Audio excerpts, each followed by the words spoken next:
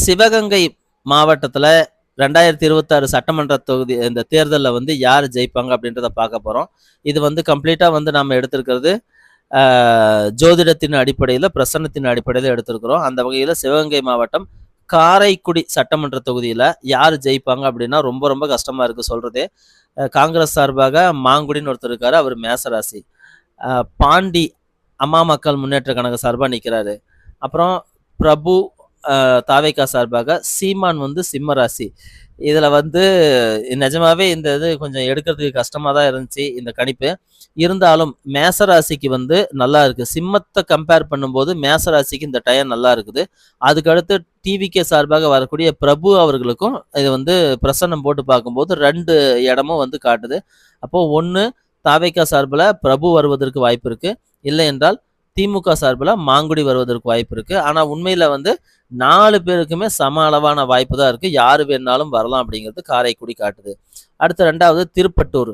திருப்பட்டூர்ல வந்து திருப்பட்டூர் சட்டமன்ற தொகுதியில டிஎம்கே சார்பாக பெரிய கருப்பன் நிற்கிறாரு. தனுசு ராசி அவருக்கு வந்து அந்த சனியுடைய 10ஆம் பார்வை இருக்கிறதுனால அவருக்கு தான் இந்த இடத்துல இங்க வெற்றி அப்படிங்கிறத நம்ம சொல்லிடலாம்.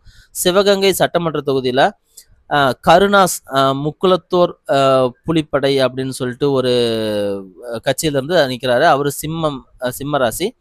அதை ஏற்று நிற்கிற வந்து பிஆர் செந்தில்நாதன் அப்படின்னு அதிமுக சார்பாக ஒருத்தர் நிற்கிறாங்க. அவர் விருச்சிக ராசி.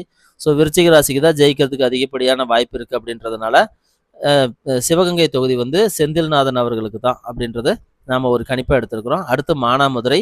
மானாமதுரை வந்து ரிஷபராசி. டிஎம்கே சார்பாக நிற்கக்கூடிய தமிழரசி ரவிக்குமார் அவர் வந்து ரிஷபராசி. அதை எதிர்த்து நிற்கக்கூடியது வந்து பொன் பாலகணபதி பிஜேபியிலேருந்து நிற்கிறாங்க. ஸோ தமிழரசி ரிஷபராசிக்கு தான் வந்து இங்கே ரொம்ப அதிகப்படியான வாய்ப்பு. ஸோ டிஎம்கே இங்கே வின் பண்ணும் அப்படின்னு நம்ம சொல்லலாம். இது எல்லாமே வந்து ஜோதிடத்தின் மூலமாக எடுக்கக்கூடிய ஒரு கணிப்பு, பிரசன்னத்தின் மூலமாக எடுக்கக்கூடிய கணிப்பு. இதனுடைய உண்மைத்தன்மையை வந்து நம்ம மே மாதம் 4ஆம் தேதி பார்த்து தெரிஞ்சுக்கலாம்.